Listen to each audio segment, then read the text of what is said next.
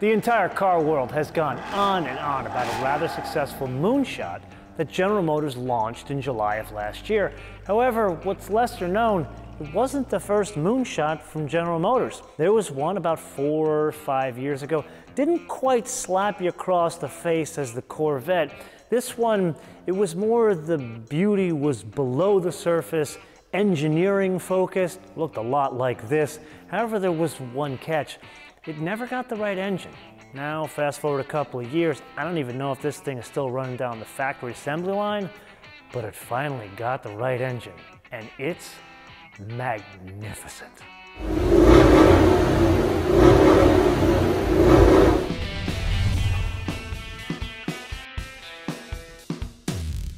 It is incredibly rare that you and I get to experience something so special, even more rare that it comes from Detroit. A 4.2-liter twin turbo. The turbochargers have been moved from the side of the engine into the V. This is a trend you and I have seen for a couple of years now with Porsche and AMGs, and the logic is twofold. It's packaging, the width of the engine, and then the distance between the turbochargers and the catalytic converters, and that's really an eye towards efficiency. Then there is the output. 20 pounds of boost translates to, if it were a CT6V, 550 horsepower and 640 pounds of torque. But this isn't a CT6V, it's a CT6 Platinum, so it only makes do because of a single mode exhaust with 500 horsepower and 574 pounds of torque. That's connected to a 10-speed automatic transmission with a torque converter. And then there's the fact that this engine is handmade. They make a huge stink out of it being from the Performance Center. If I'm reading the tea leaves correctly, that is the factory in Bowling Green, Kentucky that makes the Corvette. And so this one was hand-built by Todd Browning. Thank you, Todd. And then there's the whole name of it. They call it the Blackwing. I'm like, where did that come from? It turns out that's the name of the little birds on the Cadillac crest since 1906. It's okay, that's pretty cool. And then, probably my two favorite things about this. Number one, look at the way it's dressed. Most engines you and I see have Tupperware on them, even from like fancy car companies like Mercedes AMG. This, that ain't no Tupperware, even over here and over there. And then last but not least, Cadillac claims that that engine, it's not shared with any other divisions of General Motors. It doesn't even share parts with other divisions of General Motors, maybe some of the harnesses. Now, we're going to find out later in this episode that this is a rare car. There weren't a lot made. And if I'm reading the tea leaves correctly, that's way too much effort to put into only a handful of vehicles. I'm betting that that engine, maybe dressed a bit differently, will end up in another General Motors product. As incredible and rather unusual of an engineering effort from General Motors that we just discussed, it's time to get to work. Oh my God, this thing sounds glorious. There is something highly unusual about this engine. You and I have driven many twin-turbo V8s from the likes of Porsche and AMG, and they have their peak torque come in at like 2,000 RPM. This, it's all the way up to 3,400 RPM to get the gobs of torque. And even though you got to push it a little harder, God, the sound, that is the reward. Listen to that thing. It's almost like the wrong carrying case to put this into a cat. Oh my God, but wow.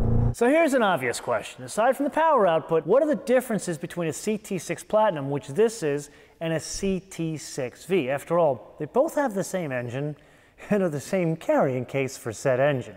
Well, there's a lot going on here. Let's focus on the most important bits. The suspension setup and tuning, specifically the magnetic ride control, the steering, and most importantly, the torque split of the all-wheel drive system is more aggressive in the CT6V. Then there's that exhaust. That's why this one has lower output than the CT6V. And then there are some appearance differences. This is mesh, there's ground effects, and not to my liking. They do a carbon fiber spoiler on a car like this. I don't get it. And then there's one really big difference. the CT6V cannot be had with Cadillac Super Cruise, which brings up the point of Super Cruise. No, we're not going to demonstrate it in this episode, but yes, we will in a completely separate episode where we take this into the traffic of LA and let it try to do its level 2 driving. Okay, this is probably a terrible idea, but we're going to do it anyway. Go into manual, and then we'll go into sport. Okay, here we go.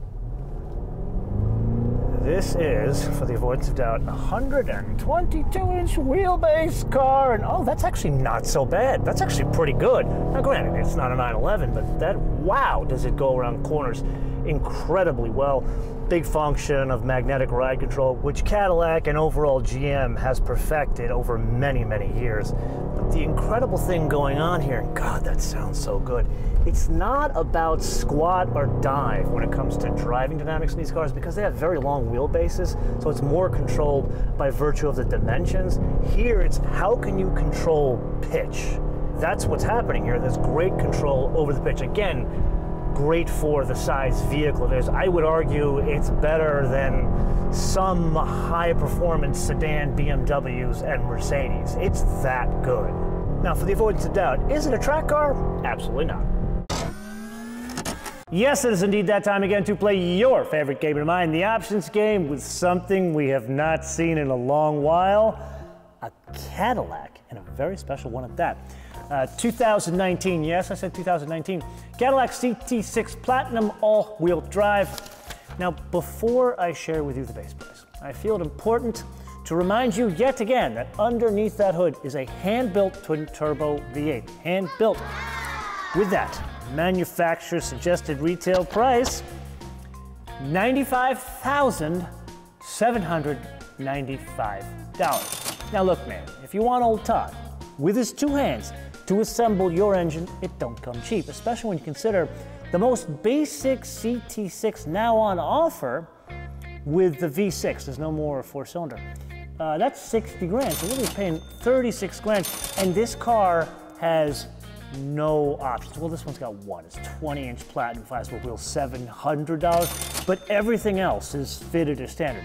The sunroof for freaks like me, the kiddie screens in the back with the headphones, even the 34-speaker Bose Panerai system, that's fitted as standard. And on top of all that, the Super Cruise is fitted as standard. But that's where the good news ends.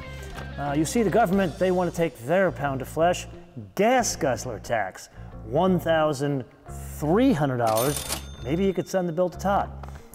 Destination and handling got to get the car to you anyway, $995 for a total suggested retail price of $98,790. Now, before we press on, I want to leave one thing with you. If this was the more powerful CT6V, it would be cheaper. I must apologize to you good folk. I thought this was all about the Blackwing engine and nothing else. Apparently I was way wrong, because there is something here to upstage that engine, and it's the steering. The tuning is rather incredible here, nothing you'd expect from a domestic manufacturer. Really what's going on here is not so much the tuning, it is the weight of the steering. Something I have complained long and hard about AMGs as of late. They're just too light, and there's no real feel in the steering. Not the vague on-center feel, there just isn't the right feel for an AMG. Admittedly, the real secret here with the steering is not just the tuning that happened in this Platinum as well as what I assume would happen in the V, but it was the work that was done back in, 2016 when this car first came out. If you were to see this thing naked, it's an exotic car. It has exotic materials for its construction. I mean, they Swiss cheesed everything to take the weight out of it, and all of that, not just the weight. I mean, it's still, I wouldn't call this thing a lightweight, but it's the weight combined with the utter strength of the vehicle, meaning the structural strength of the vehicle, and then the tuning layered on top of that. All of it comes together to be more than the sum of its parts in the steering. Now, as fascinating as we found the engine, and then later the steering, There is still something yet more fascinating, and that is the build history. Take the CT6V, for example. They did a pre-order sale kind of a thing when they announced the car, and that sold out in 2 hours. That's because they only built 275 of those cars. Begs the question, well, did they make more of these? Turns out the answer is no. They only made 200 of these. So that means a total of 475 if I'm getting my facts straight. So going back to the whole engine discussion, are they really going to put that kind of R&D effort and budget into such an amazing engine for only less than 500 cars? Now, yes, it would stand to reason the engine is probably going to end up in the CT5V, maybe other Cadillacs, but that's a lot of R&D. I'm still thinking probably other cars from General Motors. Braking is more important than some of the other cars we test because of the mass and the actual length of the vehicle, but nonetheless, let's give it a whirl here, and here we go. Oh, wow. Yeah, you can definitely tell Brembo's been screwing around with this. Okay, I'll admit, it's surprising to me that the brakes work this well in this car because of the mass and the overall dimensions, but it's also the fact that the Brembos are only in the front. That's 4 pistons in the front we discussed, but it's only 1 piston in the back. So you'd expect some really division of church and state between the front and the rear, and you really don't feel the rear moving around under hard braking. And now, I'm going to put a bug into your head. About 8 months ago, I helped a friend of mine sell his Cadillac CTS-V wagon on Bring a Trailer. Yes, of course, it had 3 pedals. It also had a lot of factory options. It had the moonroof, the suede steering wheel, the pedal covers, even the funky colored black with the gold calipers, and the Recaro seats, which this really could have used. And what was that car new? 60 some odd $1,000?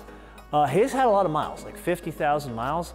It still brought 50 grand.